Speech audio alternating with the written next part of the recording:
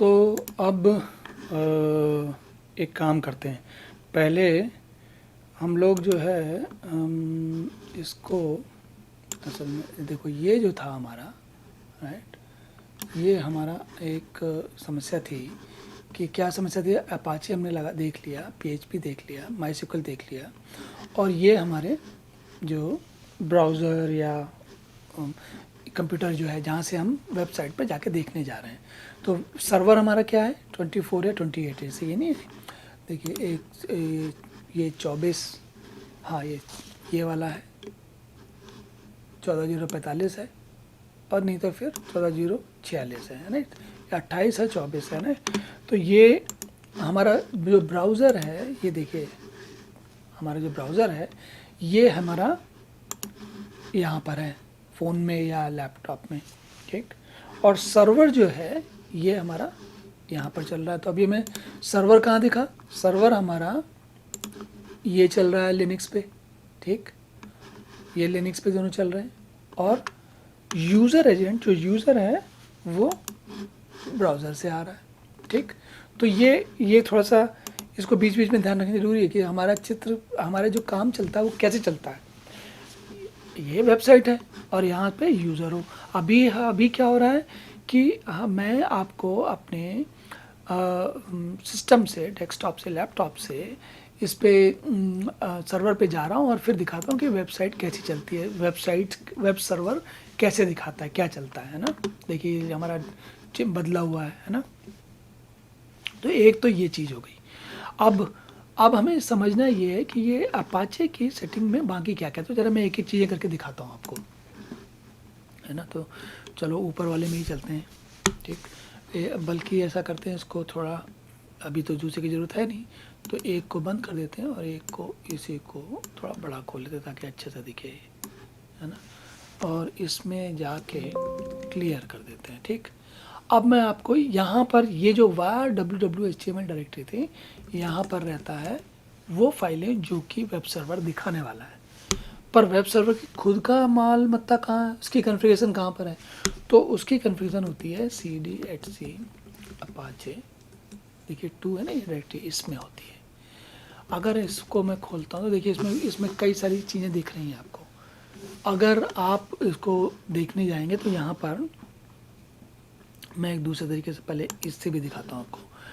ये जो default page है इसमें देखो नीचे लिख रहा है ना ये ETC, यहाँ से मुझे पता चला है ये ETC Apache 2, इसके अंदर ये कुछ फाइलें हैं, कुछ डायरेक्टरीज हैं। ये बोल रहा है कि कन्फिगरेशन कहाँ से करनी है, ये बता रहा है आपको। तो हम इसके अंदर जाके कन्फिगरेशन करते हैं, apache2.conf, ports.conf और बाकी कुछ चीज़ें हैं इसमें, है ना। तो हम ज़रा देखते हैं इसको क्या है। तो apache2.conf ये दिख रही है सामने यहाँ पर। अब क्या करते हैं, फेमिलियर अपना कैट करते हैं, है नहीं। और अगर कैट ना करना हो तो हम एक काम भी कर सकते हैं। क्या कर सकते हैं, एक और काम कर सकते हैं, इसको करते हैं मोर करते हैं। तो क्या करता है देखो, ये मज़ेदार बात है ना। मोर करते हैं और इसमें आराम से धीरे धीरे देख के आते हैं पूरा, ठीक। अब क्या बात हुई, पहले हमने कहा था कैट अपाचे 2, देखो इसको असल में क्लियर करूँ तो ज़्यादा अच्छा रहेगा। पहले हमने कहा था कैट apache2.conf पाइप टू मोर, है ना, और ये दिखा रहा था एक एक करके, ठीक। लेकिन अब की बार अब हमने क्या किया, हम थोड़ा आलसी हो गए, तो जब पता लग गया हमको, थोड़ा सीख गए, तो हमने कहा कि यार एक और तरीका होता है, क्या, आसान तरीका। बजाय इसको करने के, इसमें देखिए कैट apache.conf फिर पाइप फिर मोर कर रहा है। हमने क्या किया, हमने थोड़ा सस्ता तरीका ले लिया। क्या किया, हमने सीधा मोर कर दिया इस फाइल को, है ना। अब लाइनक्स की दुनिया में एक बड़ी मज़ेदार बात होती है, मोर किया आपको हमने, देखिए ये देखे दिखा रहा है ना। अब बनाने वाले लोग इतने मज़ेदार हैं, उन्होंने कहा कि आप मोर करते हो तो हम लेस भी कर सकते हैं। देखें लेस क्या करता है ना। लेस जो है, दिख रहा है आपको। तो मोर और लेस एक जैसे ही काम करते हैं। अभी के लिए यही समझने से काफ़ी है कि चाहे लेस करो चाहे, लेकिन मोर और लेस में देखिए, लेस में भी सही, आप फाइल में कुछ बदल नहीं सकते, है ना। अच्छा ये लॉग फाइल लिखने के लिए बोल रहा है, input is not a pipe, press return, ठीक है। तो हमको लेस और मोर से हम देख सकते हैं, ठीक। मोर से हमने देखा, क्या देख रहे हैं, तो ये बता रहा है कि ये फाइलें हैं यहाँ पर लगी हुई, और आगे की जानकारी बता रहा है कुछ कुछ, ठीक। इनकी कुछ सेटिंग, इनमें कुछ चीज़ें चेंज करनी पड़ती हैं, बदलनी पड़ती हैं, जैसा काम हम कर रहे हैं उसके हिसाब से, है ना। अभी हम शुरुआती तौर पे क्या करते हैं, पहले ज़रा थोड़ा वो समझते हैं, तो क्लियर करते हैं इसको। और एक और फाइल है, पहले उसको भी देखते हैं, क्या मोर करते हैं, कैटे कर लेते हैं, ports.conf। इसमें ये बता रहा है कि कौन कौन से पोर्ट पे ये सुनेगा, मतलब सर्विस जो है। अब आप ये पूछोगे ये लिसन 80 क्या है, पोर्ट सुनेगा क्या है, इसका क्या मतलब होता है, तो देखो मतलब बताता हूँ। जब आप इसमें जाते हो, कहाँ, देखिए ये जब ये अपाचे वाला हम सुन रहे हैं, तो देखिए लिख रहा है नॉट सिक्योर, है ना। नॉट सिक्योर इसलिए लिख रहा है क्योंकि ये पोर्ट असल में 80 पे जा रहा है ये, ठीक है। देखिए 80 करूँगा तो सेम चीज़ दिखाएगा ये, है ना। लेकिन अगर मैं इसको कहूँ कि भाई तुम पोर्ट 443 पे चले जाओ, तो ये चला नहीं, बोला कि मैं चलूँगा नहीं। और 443 का मतलब होता है ये है कि ये, अब देखो जैसे इंटरेस्टिंग चीज़ दिखाता हूँ आपको। मान लीजिए कि आप ये देखिए, कहाँ जाए हम लोग, google.com में जाते हैं, है ना। google.com में जाते हैं। अगर हम google.com में जाते हैं तो ये कह रहा है, देखिए अब इसने क्या किया, इसने देखो यहाँ पे ताला दिखा रहा है, ये ब्राउज़र में सिक्योर लॉक दिखा रहा है, और ये HTTPS दिखा रहा है ना। अगर हम अपने केस में HTTPS करते हैं ऐसा, तो ये सख्त नाराज होता है, सख्त चलेगा ही नहीं, है ना। ये कह रहा है गूगल में चल रहा है, हमारे पास नहीं चल रहा है। हमारे पास क्या चल रहा है, हमारे पास चलता है केवल ये HTTP, ठीक। अब क्या मतलब, इसका मतलब क्या हो, इसका मतलब ये हो, बताता हूँ आपको मैं। इसका मतलब ये जो पोर्ट 80 है, ये 80 पोर्ट है ये, ठीक। ये है नॉर्मल पोर्ट, और जो ये पोर्ट 443 है ये है सिक्योर पोर्ट।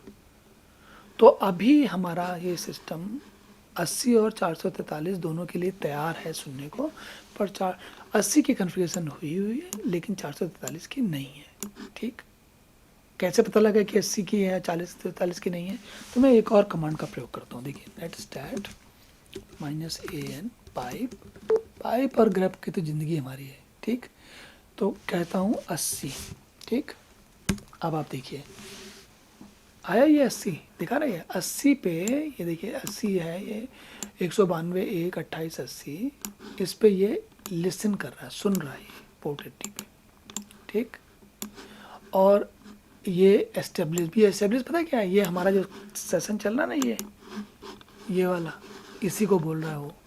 ये चलेगा तो यहाँ पर एस्टेब्लिश दिखाएगा, और लिसन चलेगा तब हम कर पाएंगे। देखिए मज़ेदार बात बताता हूँ आपको, यहाँ पर अगर आप 443 करें, वहाँ था 443, पहले 443 क्यों था, 443 इसलिए था कि जब हम गूगल का करने गए थे, ये गूगल वाला, तो ये 443वां पोर्ट है। यहाँ पर दिख नहीं रहा, कहीं और दिखेगा तो मैं दिखाऊंगा, पर ये असल में 443 का पोर्ट है, ठीक। आप इसको ऐसे भी कर सकते हो, कैसे देखो बताता हूँ, HTTP: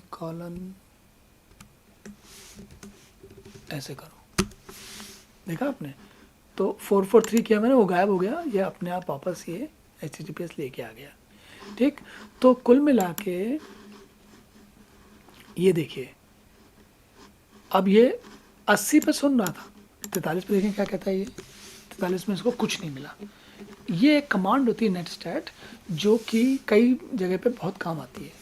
अभी हम इस कमांड का प्रयोग इसलिए कर रहे हैं कि हम जानना चाहते हैं कोई सर्विस चल रही कि नहीं चल रही है। अगर कोई सर्विस चल रही है तो किसी न किसी सर्विस वो पोर्ट पे चलेगी। जैसे आपको याद होगा हमारा MySQL की सर्विस भी चल रही है ना। MySQL की सर्विस हमारी चलती है डिफ़ॉल्ट में अपने आप, अगर सेटिंग चेंज नहीं करो तो 3306 पे, देखिए चल रही है 3306 पे, ये है ना, 3306 पे ये भी चल रही है, लेकिन 443 वाली नहीं चल रही, तो हमें 443 वाली भी चलानी पड़ेगी, हम देखेंगे। पर अभी हम जो है ये मैं आपको, हम लोग देख रहे थे ports.conf में क्या चीज़ थी यहाँ पर, ये ना 80 और port.conf पे देख रहे थे। ठीक, ये समझ में आ गया। हालांकि जितनी जल्दी जल्दी मैं आपको बता रहा हूँ और आप सुन रहे हो और फटाफट आपको समझ में आए, कुछ समझ में भी आएगा लेकिन सब कुछ नहीं टिकेगा। मतलब मुझे तो नहीं टिकता भाई, आपका पता नहीं, मुझे देर लगती है समझने में कोई चीज़ कि क्या कर रहे हैं, क्या करना चाह रहे हैं, क्यों कर रहे हैं, है ना। तो अब आगे की प्रक्रिया हम देखते हैं। एटसी अपाचे में एक कमांड होती है, इसके अंदर जाऊंगा मैं। इसमें अगर आप देखोगे, अब वापस क्यों जाऊंगा बताता हूँ। इसमें ये कॉन्फ़िगरेशन के लिए है, मॉड्यूल्स होते हैं इसमें, मतलब अपाचे के मॉड्यूल्स होते हैं। मॉड्यूल्स मतलब कि कुछ ऐसे प्रोग्राम होते हैं जो उनका अगर आप बदल दोगे तो अपाचे का काम करने का तरीका बदल जाता है। अपाचे मतलब वेब सर्वर के काम करने का तरीका बदल जाता है। तो उसको बोलते हैं मॉड्स। एक होता है मॉड्स अवेलेबल और एक होता है मॉड्स इनेबल्ड। इनेबल्ड का मतलब है कि क्या क्या है, और अवेलेबल मतलब अभी क्या चल रहा है, तुम क्या यूज़ कर सकते हो, क्या किसका तुम प्रयोग कर सकते हो। इस देखिए साइट्स इनेबल्ड और साइट्स अवेलेबल, राइट। तो अभी अगर हम साइट्स इनेबल्ड देखने जाएँ पहले, ठीक, और इसमें जाके ls-ltr करें तो ये एक बड़ा थोड़ा मज़ेदार चीज़ हो रही है। यहाँ पर ये कह रहा है कि ये 00.default.conf फाइल है, और उसके बाद ये एक डैश लगा के एरो लगाता है, ठीक। और अब आप देखो, यहाँ देखा था आपने, अब यहाँ मैं एक लगे हाथों एक चीज़ और आपको और दिखाता हूँ। हमने यहाँ पर ये RWX की बात की थी, रीड राइट और एग्जीक्यूट, ठीक। अब देखिए ये फाइल है ऊपर वाली, ठीक, तो इसमें रीड राइट एग्जीक्यूट लग रहा है, सब है ना। अगर इस फाइल को मैं बदलना चाह रहा हूँ तो अपने यूज़र से एस प्राका से नहीं बदल सकता, मुझे सूडो करना पड़ेगा, ठीक है। ये जो है नीचे वाला, ये देखो डायरेक्टरी है, डायरेक्टरी के आगे डी लिखा रहता है, ठीक। तो जब हमने cd किया, चेंज डायरेक्टरी किया, तो हम साइट्स इनेबल में चले गए, ठीक। अगर हम cd मैजिक करना चाहें, देखिए ना मैजिक, ये जो ऊपर लिखा हुआ है यहाँ पे, ठीक।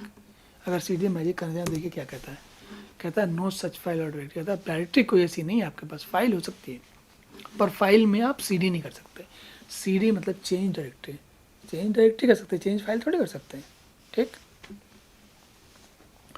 तो अब जो है, अब हम ये जो मैं दिखा रहा था आपको, इसके आगे लिखा है एल, यहाँ पर डी नहीं लिखा, देखो ऊपर डी लिखा है यहाँ पर ये, और यहाँ पर एल लिखा है। एल का मतलब है लिंक। लिंक का मतलब है अगर आपने ये फाइल में जाना है, देखिए जो ये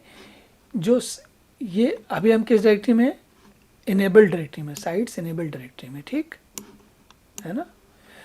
तो ये कह रहा है, लिंक का मतलब है, ये कह रहा है कि इसमें जो ये डायरेक्टरी फाइल दिख रही है 00default.conf, है ना, ये असल में यहाँ नहीं है, ये साइट्स अवेलेबल डायरेक्टरी में पड़ी हुई है, और यहाँ से आपको उसका रास्ता दिखता है, इसको लिंक करना बोलते हैं, ठीक है।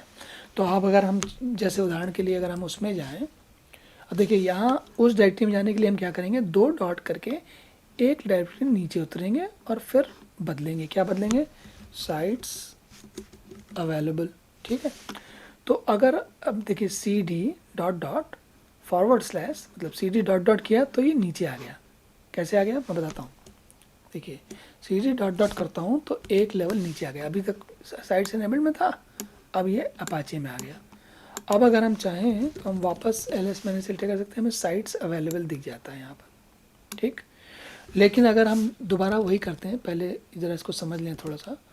तो अगर मैं यहाँ पर हूँ, मैं एक तरीका ये भी कर सकता हूँ, डॉट स्लैश और साइट्स अवेलेबल। तो ये छोटे छोटे तरीके होते जानने पड़ते हैं अपने को, है ना। अब इसमें मैं क्या कर रहा हूँ, डॉट करके एक बार नीचे आओ और फिर उसके साइड वाली डायरेक्टरी में चले जाओ। जैसे होता ना कि 2 मंजिल पे थे तो एक मंजिल नीचे उतरो, बाईं तरफ घूमो और ऊपर चढ़ जाओ, ठीक है, ऐसे हो रहा है ये। तो साइट्स अवेलेबल में गए हम और यहाँ पर जाकर देखा हमने, तो अब ये फिर से default.conf देखिए। अंतर क्या है देखो, यहाँ पर ये वास्तविक फाइल है इसलिए यहाँ नाम उसका, इसकी प्राइस, ये सब 6437 सब दिखा रहा है ना, और किसकी ओनरशिप दिखा रहा है, और ये भी दिखा रहा है। यहाँ पर केवल ये कह रहा है कि भाई असली फ़ाइल यहाँ नहीं, फ़ाइल तो यहाँ है, तुम यहाँ जाके देख लो। अगर इस फाइल को यहाँ जाके अगर मैं बोलूँ, अब देखिए, अगर मैं यहाँ बोलूँ डिफ़ॉल्ट 00 default.com, राइट, कैट करता हूँ, vi नहीं करता हूँ, कैट करता हूँ, vi करके थोड़ा सा आप अभी कैट करता हूँ, देखो ऊपर मैंने कैट किया, ये यहाँ पर देखिए कमांड थी, कैट कमांड। अब नीचे से दिखाया, इसने कुछ दिखाया, जानकारी लिखी हुई है ना। ये सेटिंग है। आप इसमें इंटरेस्टिंग चीज़ देखोगे आप, तो ये var www.html वो दिखा रहा है, जहाँ पहले हम थे index.html हमारी पड़ी हुई थी, और यहाँ पे पोर्ट बता रहा है 80। तो ये हमारे बड़े काम की फ़ाइल है। इस फाइल में हमें बहुत कुछ करना होगा, आगे चल के करेंगे आगे वापस। लेकिन अभी जो है मैं आपको एक और चीज़ दिखाता हूँ। अगर मैं साइट्स इनेबल्ड में जाऊँ यहाँ से,